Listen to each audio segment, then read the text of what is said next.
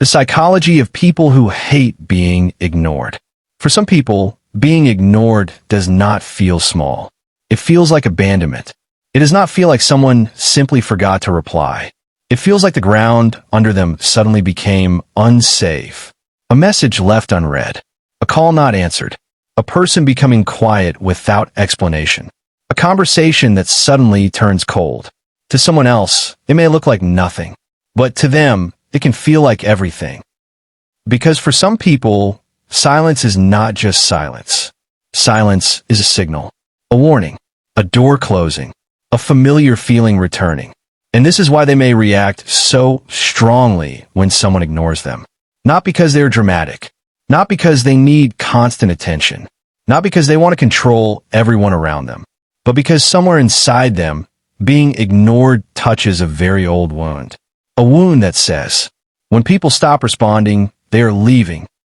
When people become distant, something bad is about to happen. When I am not seen, I am not safe. And sometimes, this wound began long before adulthood. Maybe they grew up in a home where their feelings were not noticed. Maybe they cried, and nobody came. Maybe they spoke, but nobody listened. Maybe they were physically present in the room, but emotionally invisible. They learned to watch faces, to read moods, to notice tone changes, to feel the difference between normal silence and dangerous silence. Because when love is inconsistent, the nervous system becomes a detective. It starts searching for signs, a delayed reply, a shorter message, a different facial expression, a change in energy, a pause that lasts too long. And suddenly, the mind begins to fill the silence with fear.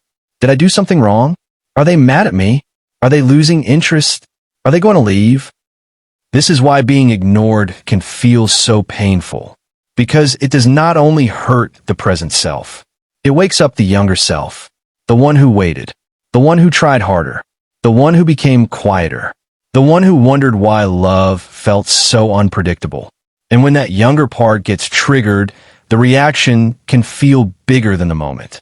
They may send another message, then regret it. They may act cold, then secretly hope the person notices. They may pretend they do not care. But inside, they're checking, waiting, replaying, analyzing. They may tell themselves, I am overreacting. I should not care this much. I hate that I am like this. But the truth is, their pain is not random. It has a history. People who hate being ignored are often not simply asking for attention. They are asking for reassurance. They are asking for clarity. They are asking for emotional safety. Because attention and safety can become connected in the body. When someone responds, they feel calm.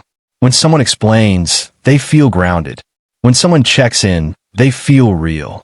But when someone disappears emotionally, their nervous system may interpret it as danger. And this can create a painful cycle. They may become anxious when someone pulls away, and they may reach out too much. Then the other person may feel pressured and pull away even more. Then the fear gets stronger, and they start believing, see, I was right. People always leave. But what if the real story is softer than that? What if they're not too needy? What if they're not too sensitive? What if their body is just trying to protect them from a pain it remembers too well? Because when you have been emotionally neglected, being ignored does not feel neutral. It feels familiar. And familiar pain can feel like proof. Proof that you are not important. Proof that you are easy to forget. Proof that your presence does not matter. But those feelings are not always facts. Sometimes they are echoes. Echoes from moments when you needed someone to notice you, and they did not. Echoes from times when you were left alone with emotions too big for a child to carry. Echoes from relationships where silence was used as punishment.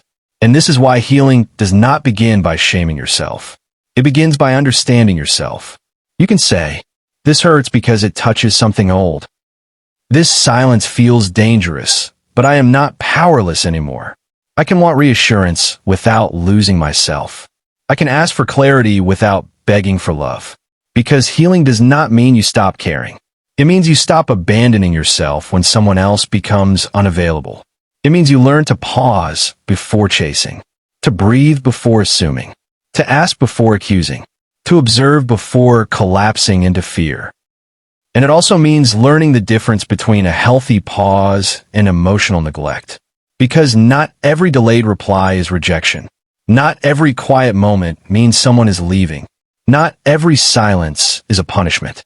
But also, not every silence should be excused. Sometimes, people really do ignore you. Sometimes, they really do use distance to avoid responsibility.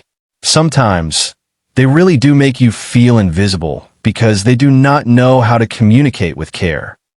And healing means learning to see both truths. You do not have to panic every time someone is quiet. But you also do not have to stay where your emotional needs are constantly dismissed. You are allowed to want communication. You are allowed to want consistency. You are allowed to want people who do not make you feel like you have to beg to be remembered. Because love should not feel like waiting outside a locked door, hoping someone eventually lets you in.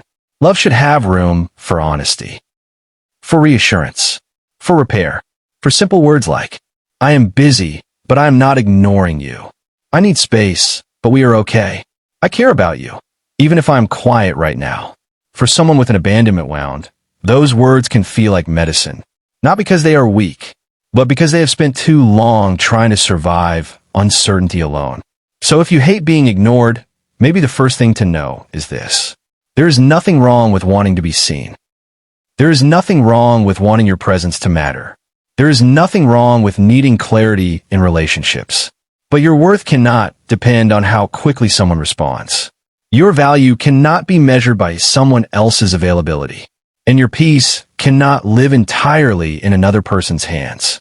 You can learn to give yourself the steadiness you once waited for. You can learn to comfort the part of you that panics. You can learn to say, I am here. I see you. You are not invisible to me. And maybe that is where healing begins. Not when everyone finally gives you perfect attention, but when you stop treating their silence as proof that you are unlovable. Because being ignored may hurt, but does not define you.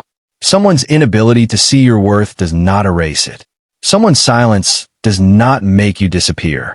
And someone's distance does not mean you are too much. Sometimes, it only means you are learning to stop chasing people who make you feel emotionally homeless. And slowly, you begin choosing relationships where being seen does not feel like a reward. It feels natural. It feels safe. It feels mutual. Because you were never meant to spend your life begging for emotional crumbs. You were meant to be met. Clearly, gently, consistently. And if this felt personal, maybe it is not because you're broken. Maybe it is because some part of you is finally ready to be heard.